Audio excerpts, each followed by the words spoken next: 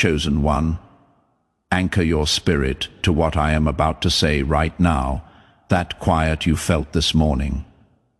Do not dismiss it.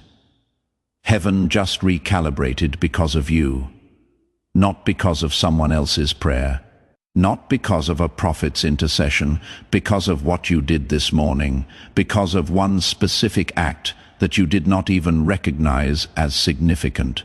And the moment you did it, God looked at the original plan and said, "Cancel it. We are building something better." The enemy is working overtime right now for one reason, and one reason only. He watched what happened this morning, and he knows what heaven just authorized. It all shifts in the next 24 hours. The stagnation, the silence, the feeling that nothing is moving. But here is what you need to understand before we go any further. This is not shifting because your season finally arrived. It is shifting because of what you did. There is a difference, and that difference is everything. You did not find this message by accident. The algorithm did not bring you here. God did. This is a divine appointment that was written into the framework of this day before you ever opened your eyes this morning. You are not scrolling. You are being summoned. Stay until the very last second, because in the next few minutes I am going to hand you the exact spiritual verdict that heaven issued this morning on your behalf. I am going to show you the precise moment your act this morning functioned as a legal decree in the court of heaven. And at the end, I am going to give you the declaration that seals what God just authorized, so the enemy cannot touch it. Do not click away.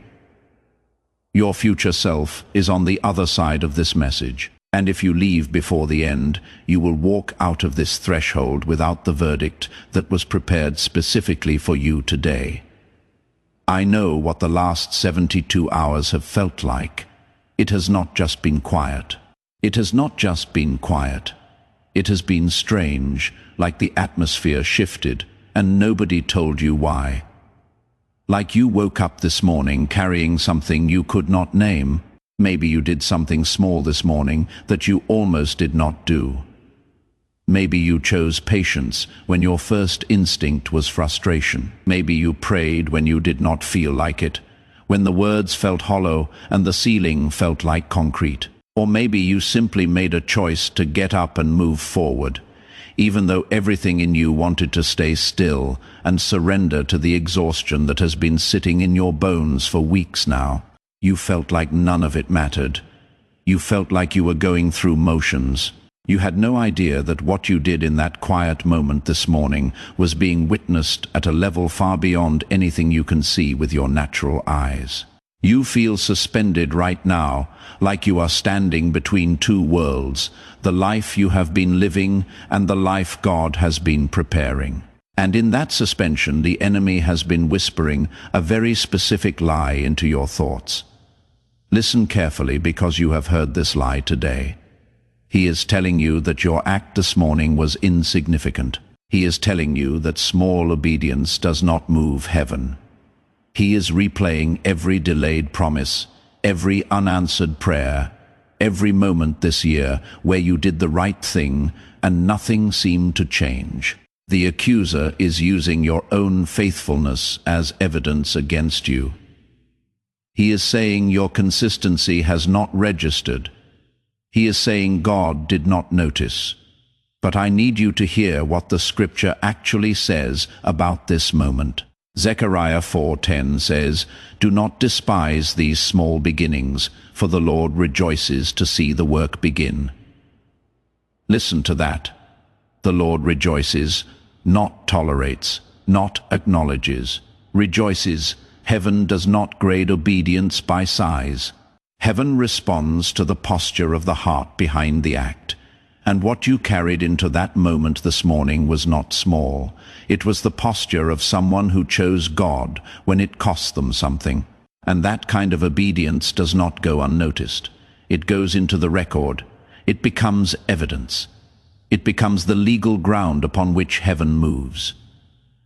The enemy told you that your small act this morning was invisible. God just cancelled his entire original itinerary because of it. The heaviness you feel right now is not the weight of being forgotten. It is the weight of transition. It is the pressure that builds in a room right before every wall shifts. You are not standing in delay. You are standing in the final seconds before recalibration becomes visible. What you did this morning was not routine. It was not weakness. It was not wasted. It was the act that moved heaven's hand. And before we go any further, I need you to understand something. What you are about to receive isn't just a message. It is a map. Some of you have been circling the same mountain for years, knowing something is there, but unable to name it. You feel the pull, the ancient knowing, the whisper of a destiny just beyond your grasp, like a forgotten melody haunting the edges of your awareness. The Chosen One's blueprint was written for this exact moment in your journey, a divine roadmap designed to illuminate the terrain of your soul.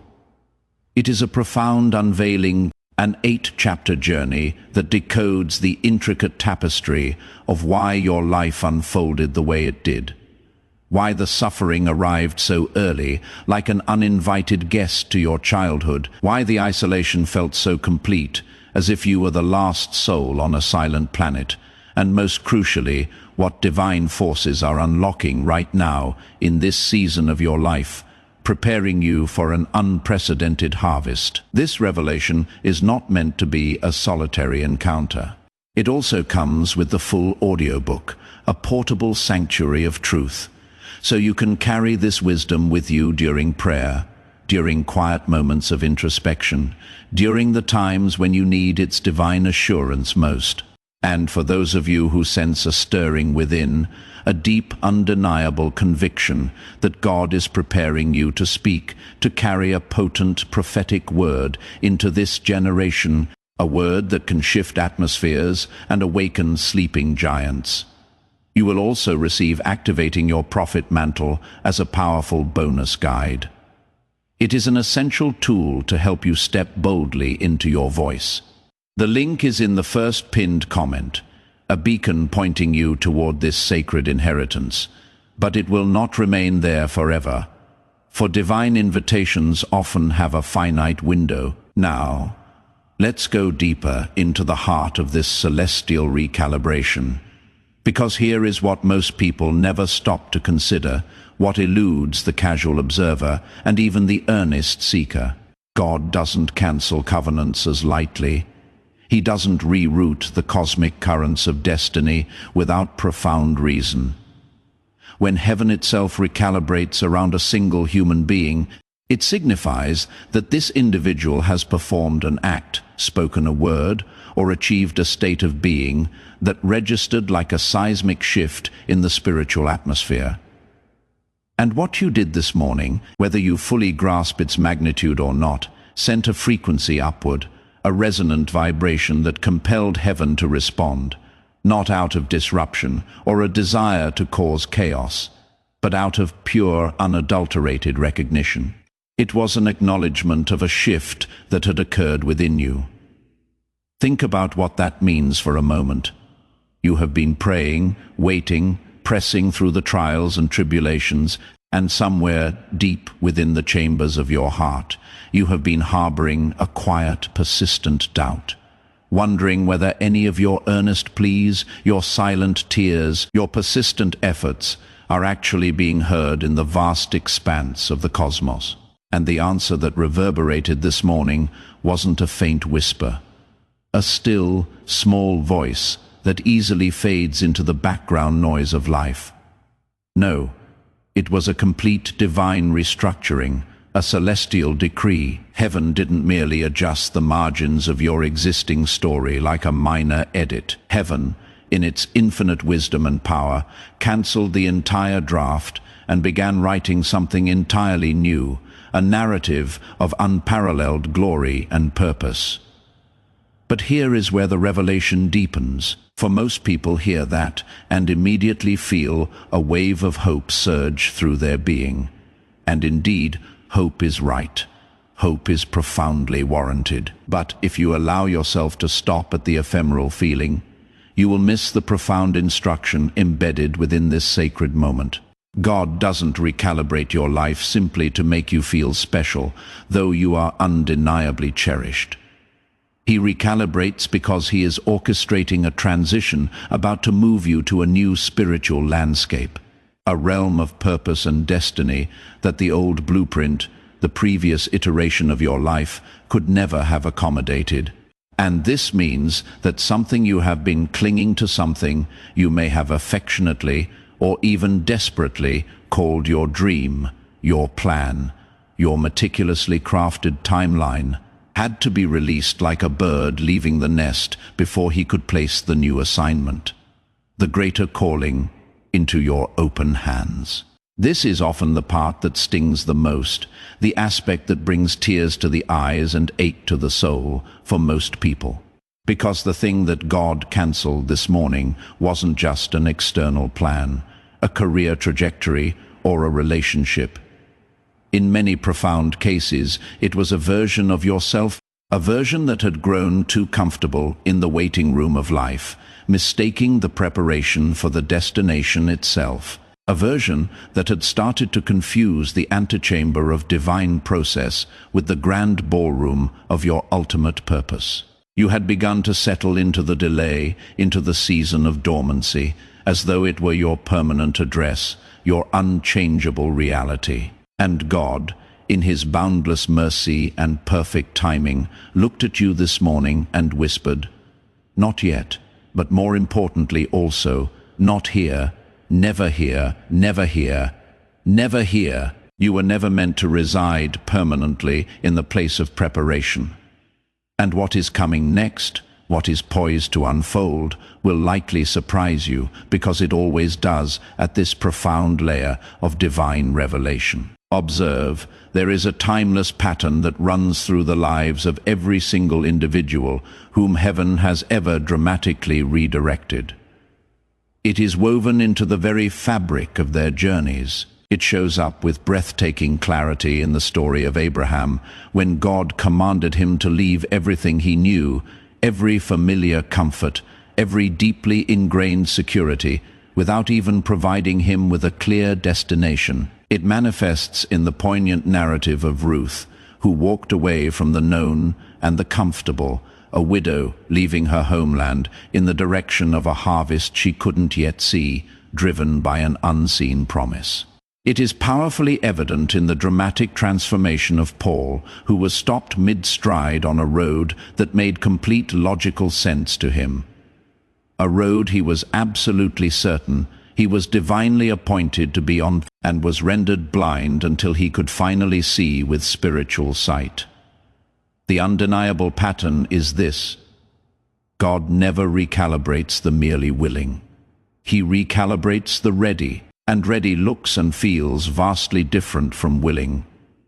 Willing says, "I will go," but only if the conditions are exactly right, if the path is clear and the outcome is guaranteed. Ready, on the other hand, says, "I have already let go of the need for guaranteed conditions. I am committed to the journey, whatever it may hold." This morning, something within you, perhaps a subtle release, a quiet surrender, finally let go. Maybe you didn't even feel it consciously, like the gentle unfolding of a petal. Maybe it happened in the liminal space of the quiet before you were fully awake. In that thin, sacred space between sleep and waking, where your conscious defenses are lowered and your spirit speaks with a clarity and freedom that your analytical mind rarely allows during the waking hours. Something deep within you released its grip, and heaven noticed. The spiritual registers lit up, and the entire architecture of your next season, the very blueprint of your future, shifted in immediate, powerful response. But here is the part no one wants to hear, the truth that can initially feel like a harsh wind, and it absolutely needs to land with divine gravity before we go any further on this sacred path. The recalibration isn't solely about what God is adding to your life, the new blessings, the expanded opportunities, the divine appointments. It is equally, and perhaps more profoundly, about what He is removing, and some of what He is actively removing right now with divine precision. You are still desperately trying to hold on to, like a child clinging to a broken toy. Some of what He is cancelling, with heavenly decree, you have been passionately praying to keep. There are relationships in your life that felt like destiny, like divinely ordained partnerships, but were in actuality subtle detours designed to teach you lessons before you reached your true destination. There are opportunities that gleamed like brightly shining open doors, but were in reality rigorous tests of your spiritual discernment and your ability to distinguish the divine from the deceptive. There are versions of success, glittering mirages you have been relentlessly chasing, that, if God had allowed you to reach them, would have ultimately taken you further from your actual divine calling, not closer to it.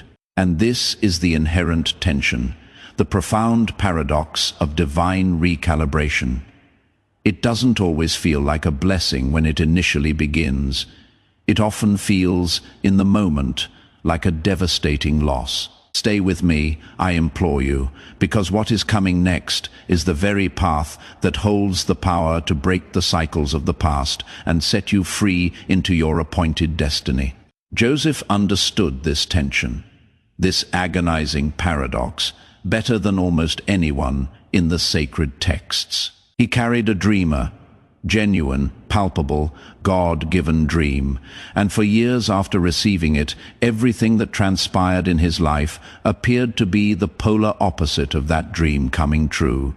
His own brothers, those closest to him, stripped him of the coat of many colors, a symbol of his identity and his father's favor, casting him into the darkness. He was thrown into a literal pit, a place of abandonment and despair, sold into slavery, his freedom and dignity ripped away.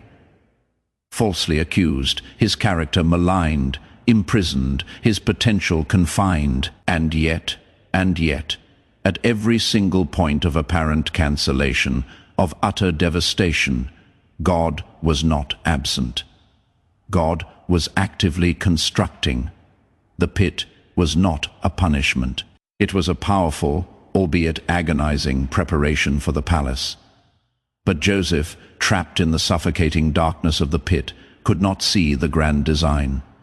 He had to keep trusting without any tangible evidence. He had to preserve the integrity of his spirit without the comfort of a timeline. He had to allow God to recalibrate his circumstances again and again, without allowing the relentless recalibration to curdle into bitterness and resentment. And this is precisely where I need to speak directly to someone watching this right now, to the one whose heart is resonating with this very struggle. You have been in a pit, perhaps not a literal pit of darkness and despair, but spiritually, in a place where your magnificent gifts were visible to all but tragically unused, where your divine purpose was deeply felt within your soul, but remained frustratingly unexpressed, where the dream that God Himself placed within your core was vibrantly alive, but buried beneath layers upon layers of profound disappointment and deferred hope. And in your anguish, you have been crying out to God, asking Him, why hasn't the breakthrough come yet? But the true question that heaven has been patiently waiting for you to ask, the pivotal inquiry that unlocks the next stage of your destiny, is not, why hasn't it come? The real question is this: am I truly ready to receive it in the exact form that God has chosen, rather than the idealized form that I have stubbornly imagined? Because here is what most people miss entirely: the breakthrough you have been fervently asking for, the miraculous intervention you have envisioned, and the breakthrough that God has meticulously prepared for you are often not the same thing in terms of their shape, their size, or their divine timing. And the vast, often painful gap between your limited expectation and His boundless perfect preparation is the exact space where people surrender, where they give up hope. You have been waiting for a grand, ornate door that looks a certain way when God has already opened a discreet, yet powerful window. You have been praying for the restoration of what was, for the return of a past season, when God has been patiently and powerfully building something entirely new, something you have never seen or even conceived of before. And once that profound understanding clicks into place, once you genuinely receive and embrace that truth at the deepest level of your being, everything begins to shift.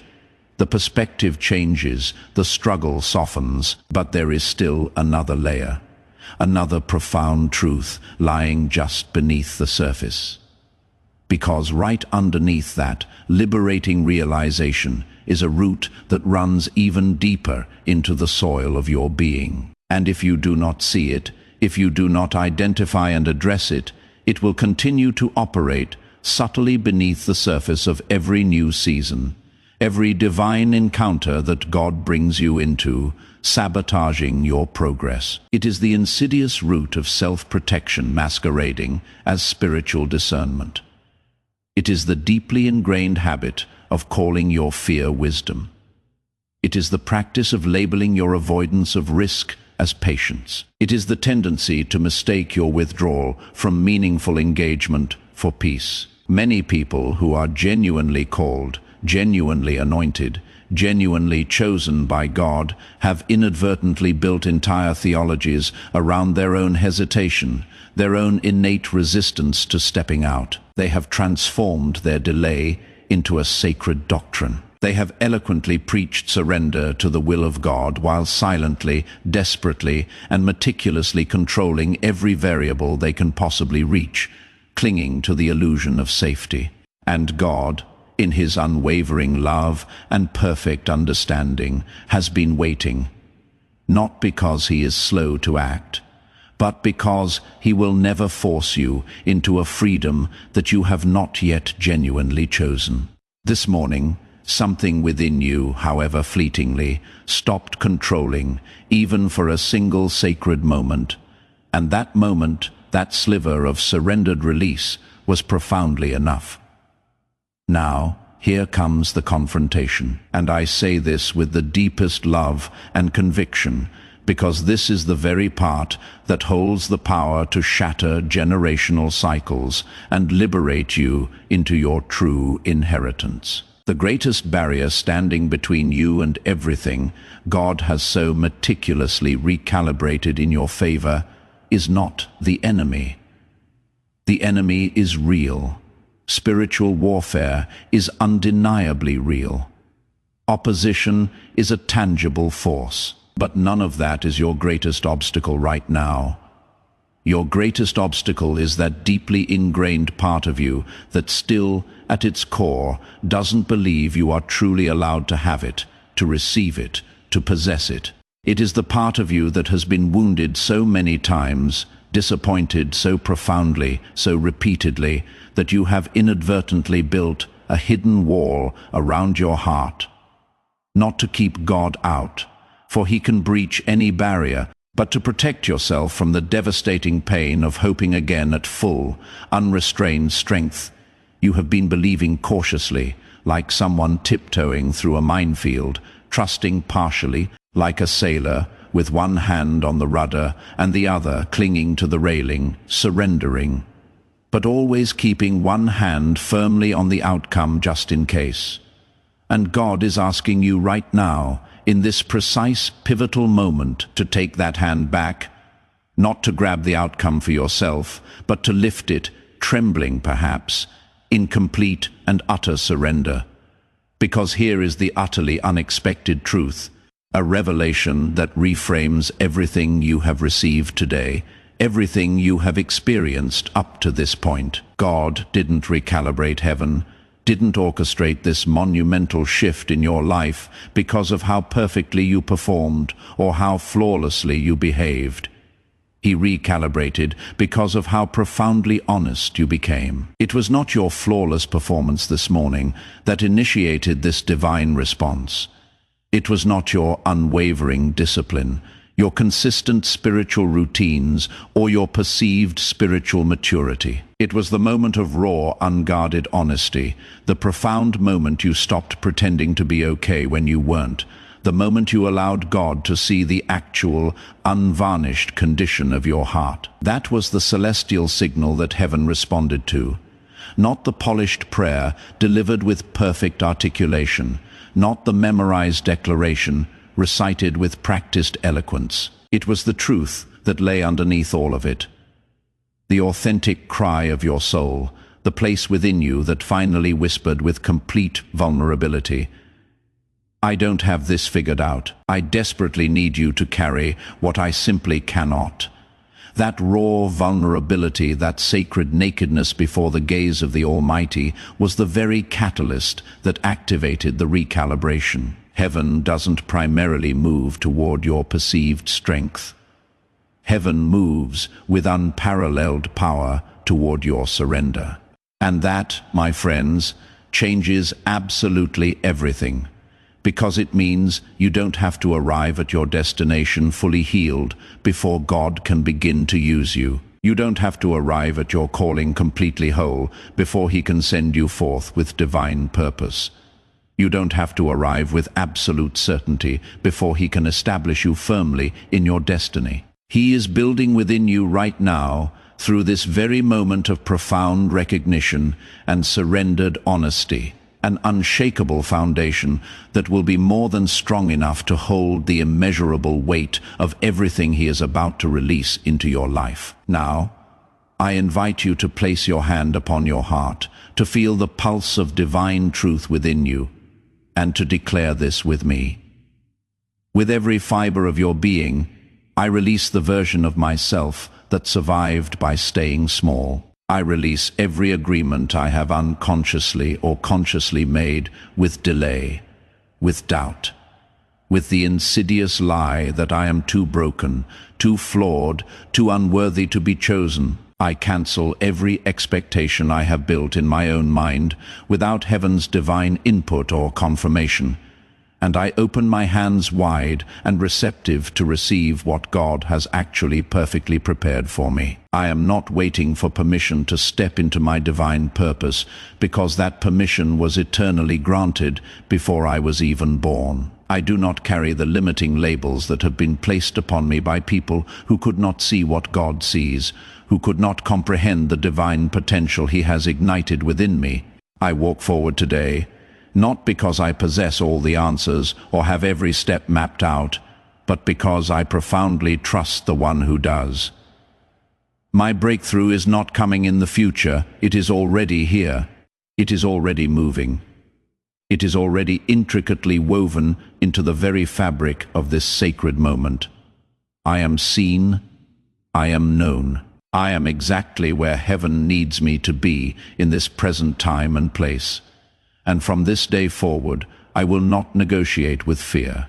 I will not perform for conditional love, and I will not shrink myself to make others comfortable with the magnitude of my divine calling. I am the chosen one for whom God recalibrated heaven, and I receive it fully, completely, and without apology. Now go forth and live like that truth is real, because it is.